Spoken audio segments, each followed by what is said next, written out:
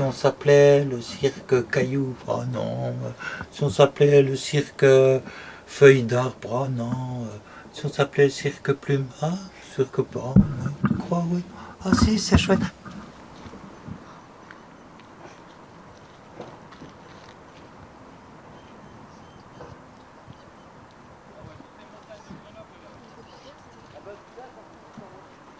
Est-ce que le cirque, c'est une affaire de famille? Vous avez grandi dans un cirque? Nous ne sommes pas des héritiers d'une tradition ou d'un cirque familial. On s'inscrit tout à fait différemment. On a créé un cirque avec nos envies, nos idées, sans pour cela avoir une tradition ou un héritage à perpétuer. Qu'est-ce que le cirque Plume a de mieux ou de plus que les autres? Je peux dire ce que le cirque Plume a de cirque Plume. Et qui est probablement son envie de lien et d'échange avec un public, sa poésie, son humour, son humanité. En tous les cas, c'est le chemin qu'on cherche à emprunter. Si on va au théâtre, on raconte une histoire avec des péripéties, c'est narratif. Nous, on ne raconte pas une histoire, mais des histoires. Ils ont un truc vraiment unique et spécial, je trouve. Bon, il y a beaucoup de poésie dans le spectacle, les images et tout sont très très jolies. C'est pas cirque traditionnel qu'on voit souvent. Oh bah, c'est toujours intéressant de découvrir de nouvelles têtes, de nouveaux lieux. C'est toujours plaisant. Le plus compliqué à concilier, c'est la vie de famille. Mais bon, voilà, là, c'est les vacances. Quasiment toutes les familles sont là, les enfants sont ici. C'est chouette, ça donne encore une autre vie autour du chapiteau. C'est assez intéressant.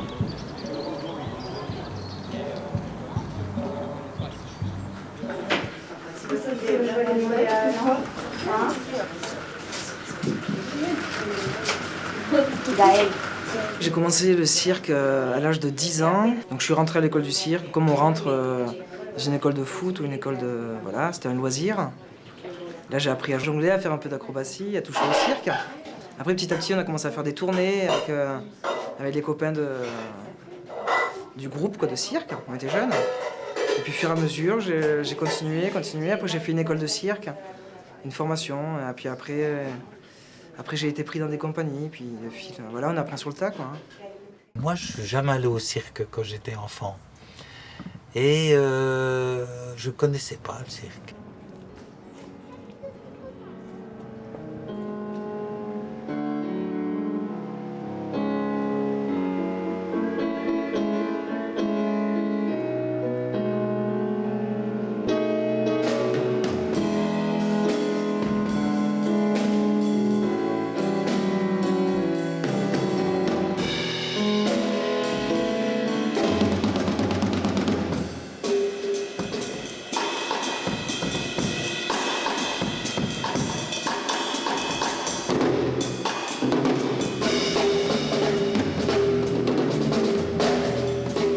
Ça va faire 16 ans que je suis au cirque Plume. Et j'ai commencé comme technicien. Donc, je montais le chapiteau et je faisais la régie plateau, la maintenance, un peu de lumière. Et voilà, et je suis musicien depuis 1999 au cirque.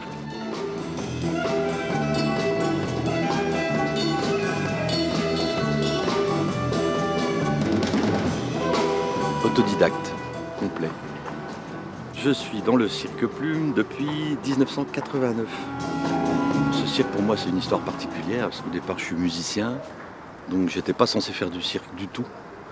Et c'est venu d'une rencontre en fait, parce que les associés qui ont fondé le cirque Plume s'avèrent être des amis de longue date.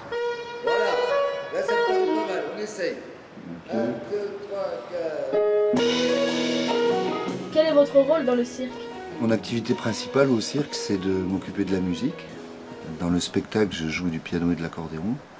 Et sinon, c'est moi qui compose les musiques du spectacle depuis le début de l'existence du cirque. J'arrive, en regardant le travail des artistes, à leur proposer des musiques que j'ai composées. Mais la plupart du temps, quand même, enfin, ce qui est important, c'est ce que dégage la personne comme pouvoir évocateur. Enfin, je sais pas, c'est un peu compliqué à expliquer, mais j'arrive à sentir des choses que je retraduis ensuite de façon musicale.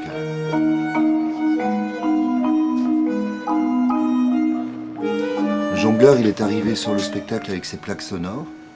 Un jour, j'ai regardé le mouvement de ses balles et Nicolas était à côté avec le marimba et j'ai regardé les maillotches et j'ai vu que les maillotches bougeaient.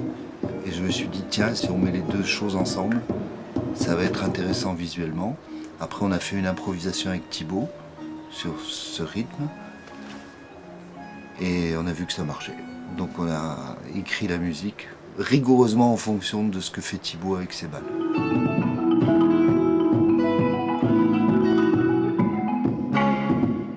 J'ai toujours bossé les balles à rebond avec le rythme comme ça. J'ai toujours mis des micros sur mes plaques, elles ont toujours. Depuis quelques temps maintenant. Maintenant, je suis pas vraiment musicien, mais bon, j'ai un petit peu le rythme, quoi.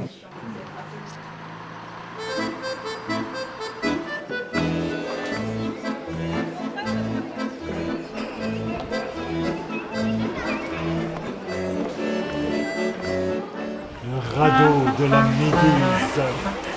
L'enlèvement des Sabines. La liberté guidant le peuple. Et par la suite, il y a certains de ces tableaux que j'ai vus pour de vrai.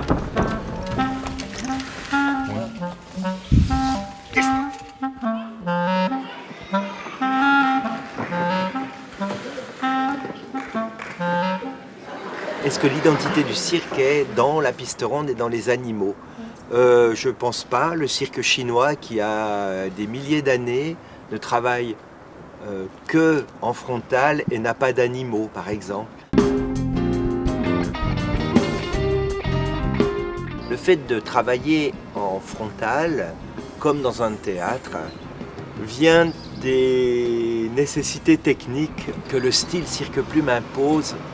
La première, c'est dans notre compagnie, les musiciens font partie de la scène, de la scénographie, et si ils veulent être sonorisés et entendre les retours, on ne peut le faire que de façon frontale.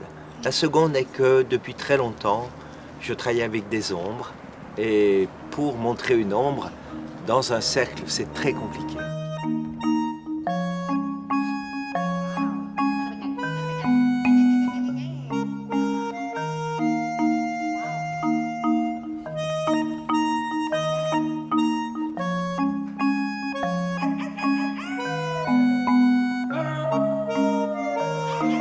Dans un spectacle comme ça, en fait, on est quasiment toujours sur scène. Donc c'est pas comme si on attendait son numéro.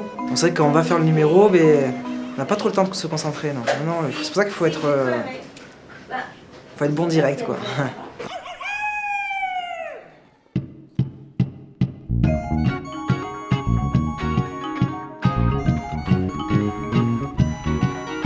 C'est toujours le stress du jongleur, c'est que la balle tombe.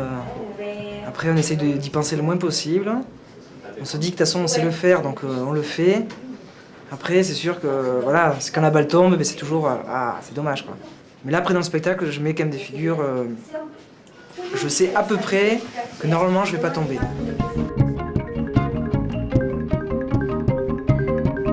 Je suis en duo avec un partenaire, Hugues, qui s'appelle Pedro aussi.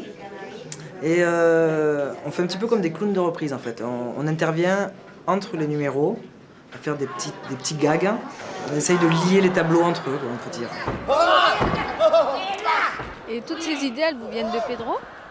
Moi, j'essaye d'avoir un personnage qui est cohérent du début jusqu'à la fin. J'essaye de me dire, voilà, quand il rentre en scène, il existe, Pedro, il existe, il a une vie avant le spectacle, après le spectacle et pendant le spectacle. Donc, il va réagir comme il doit réagir devant quelque chose. Par exemple, il doit prendre une assiette, et ben, il va le prendre à sa façon, quoi.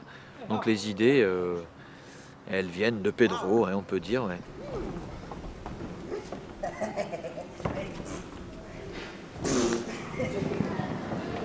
Les personnages, les clowns, ils me font rigoler tous les soirs.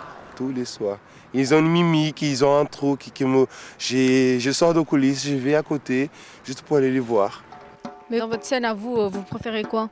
J'adore ce passage, j'adore le passage que je suis en scène, j'adore cette lumière, j'adore comment ce trampo il arrive, comment il prend forme.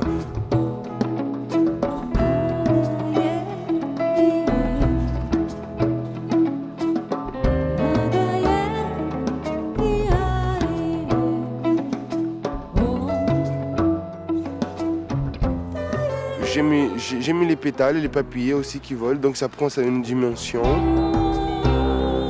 Cette jupe, elle est vivante. Il fallait vraiment que j'habite dans cette jupe-là. J'ai jamais travaillé avec une jupe dans ma vie et c'est la première fois. Au début, c'était un peu gênant parce qu'il fallait que je gère, parce qu'elle bouge pas mal.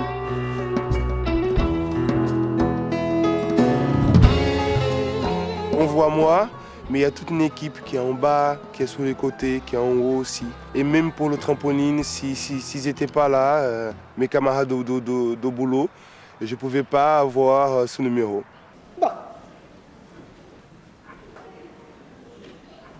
Et des fois sur scène, vous avez peur de ne pas faire rire? Il y a 1000 personnes ce soir, il faut être là, il faut être présent. C'est vrai qu'il y a une petite appréhension, surtout quand je me retrouve seul avec la fleur. C'est pas un moment facile parce qu'il n'y a pas de musique, je suis tout seul sur scène et tout tient simplement sur le fait que je veuille attraper cette fleur et ça tient sur mon énergie, sur le contact que je peux avoir avec le public à ce moment-là. Et je peux vite perdre ce contact-là. Après, je sens que les gens sont en train de regarder quelqu'un qui essaye de se débattre avec une fleur au bout de la tête, mais il n'y a plus rien qui se passe. Donc, c'est pas évident de garder ce lien. Et il passe par le rire, mais il passe aussi par d'autres émotions.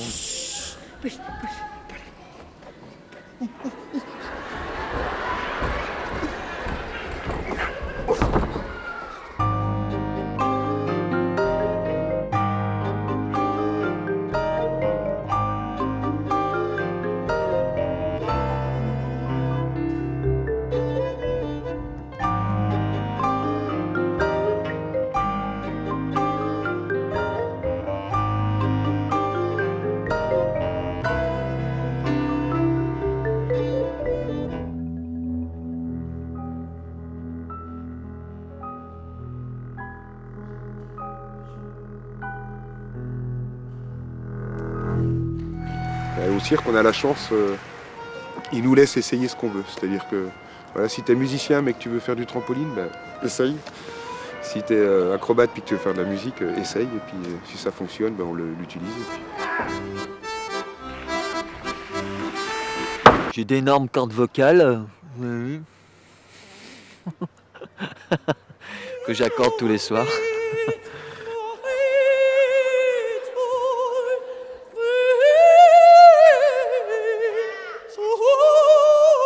C'est ma propre voix. J'ai une voix de tête que j'ai un petit peu plus exploitée ici, quoi.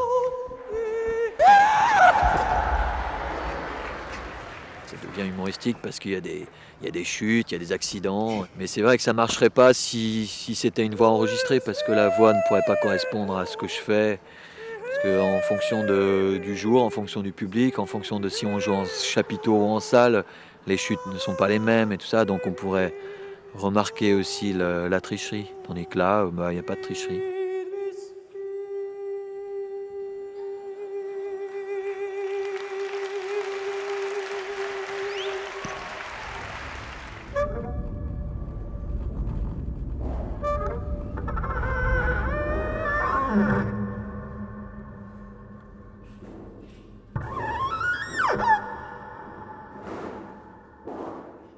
Moi, je fais de la trapèze danse.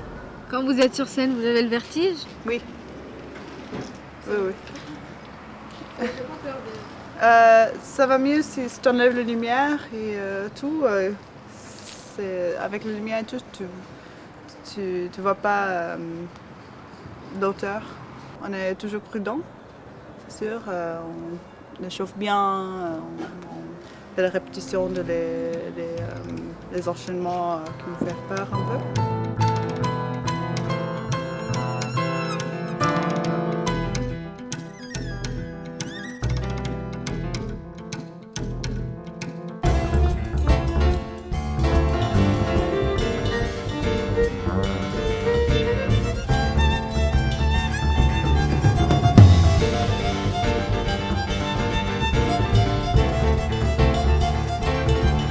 L'essence profonde du cirque, à mon point de vue, c'est la nostalgie du paradis.